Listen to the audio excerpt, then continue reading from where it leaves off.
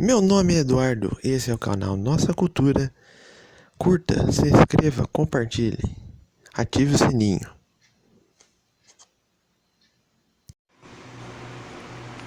História e curiosidades do Carnaval de Veneza. O mais famoso carnaval é feito de uma magia e de um respeito pelas tradições que o tempo não consegue apagar. Em Veneza, os bailes de gala, as máscaras e fantasias que desfilam pelas calles encantam as gerações. Quem nunca sonhou em participar como protagonista ou mesmo coadjuvante observador dessa festa tão fascinante? A magia começa pela história e curiosidades do Carnaval de Veneza. A origem. O Carnaval de Veneza é muito mais antigo do que se pensa. A festa foi instituída em 1094, mesmo ano da consagração da Basílica de São Marcos, pelo doge Vitale Falier, proveniente de uma das famílias mais potentes da cidade. Falier propôs que antes do início da quaresma, a população tivesse direito a usufruir de um período de jogos, brincadeiras e diversão pública. Não era uma novidade. Os romanos, no passado, já realizavam esse tipo de festa, nos chamados dias Saturnali, quando festejavam o deus Saturno, com banquetes, sacrifícios e subversão dos papéis. Os escravos tomavam o lugar dos patrões por um período.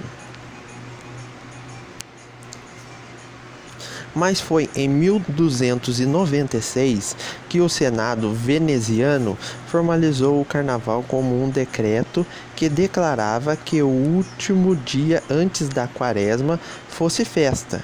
A população, porém, já começava a comemorar o carnaval meses antes, em dezembro. A oficialização do evento trouxe consigo uma série de usos, costumes, além de caracterizá-lo como um verdadeiro business. Nesta época já existiam, por exemplo, as escolas ou confrarias dos mascareiros, ou seja, os artesãos que produziam as máscaras e fantasias para os foliões. As máscaras e a sociedade. A euforia do carnaval estava no papel social que ele incorporava, o momento de abandono da própria identidade. O anonimato permitia aos venezianos de serem quem eles queriam ser, pelo menos durante um período do ano. Os homens usavam a balta, uma roupa com uma espécie de capa que cobria todo o corpo. O rosto era escondido por uma máscara branca triangular, com uma abertura que não os impedia de comer e beber, mas era suficientemente fechada para alterar até mesmo a voz de quem a usava. As mulheres usavam a moreta, uma máscara preta de veludo oval, porém elas reinava o silêncio, já que a moreta era encaixada no rosto por meio de um botão que devia ficar dentro da boca da mulher, o que as impedia de se expressarem. A liberdade muitas vezes era exacerbada. Atos imorais, golpes, pequenas ações criminais aconteciam, mas eram controlados pelas autoridades. As máscaras chegaram a ser proibidas em um período durante a noite, nos lugares sagrados e nas casas de jogos. Nos teatros, porém, eram obrigatórias.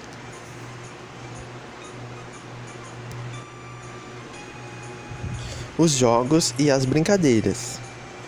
A ordem era a diversão e os venezianos, considerados naturalmente sérios e contidos, aproveitavam o período do carnaval para liberar-se.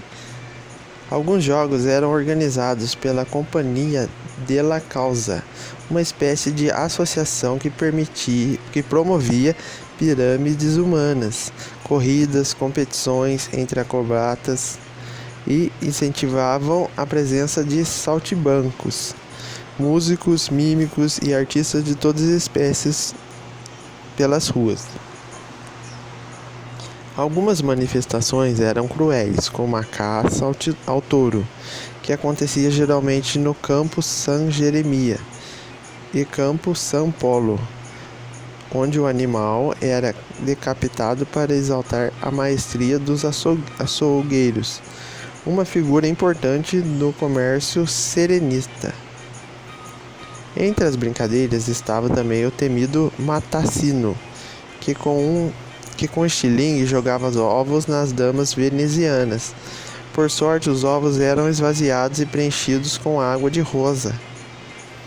Os desafios entre os moradores de bairros diferentes também alteravam os ânimos. O mais famoso era La Sci del Pugni, ou seja, o desafio dos socos, que acontecia na Ponte del Pugni, Ponte dos Socos. Os dois grupos combatiam para jogar na água os adversários com socos em um violentíssimo espetáculo. Vale lembrar que as pontes naquela época não tinham parapeito.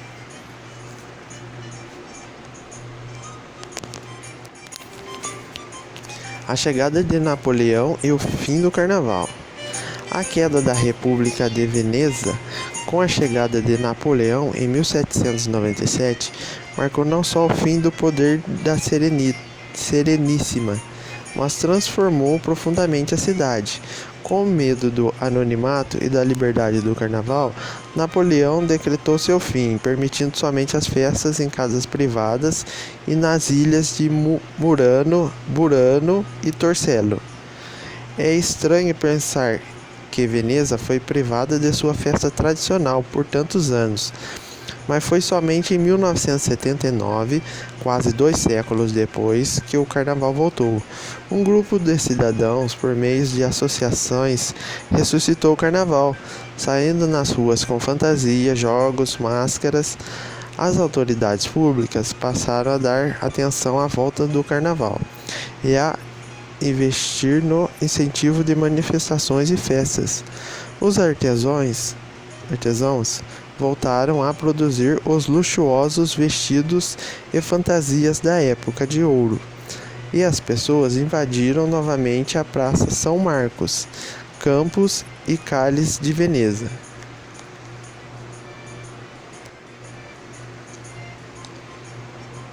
O Carnaval hoje.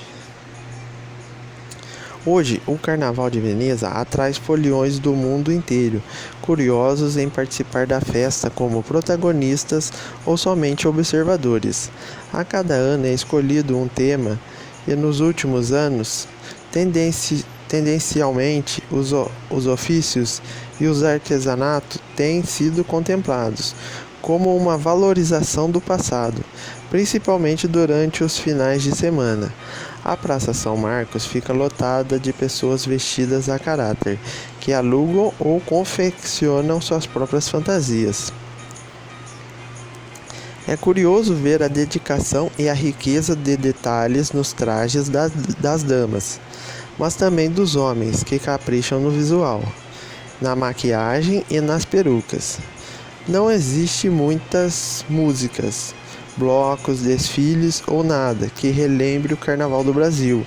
As pessoas, sim, vão ali para verem, serem vistas e se divertir.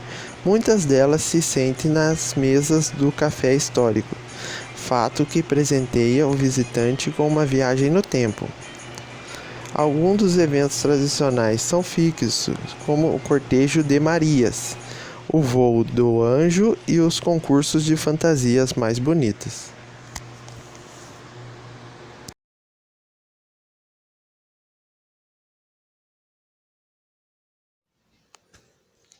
Esse é o canal Nossa Cultura. Curta, se inscreva e ative o sininho.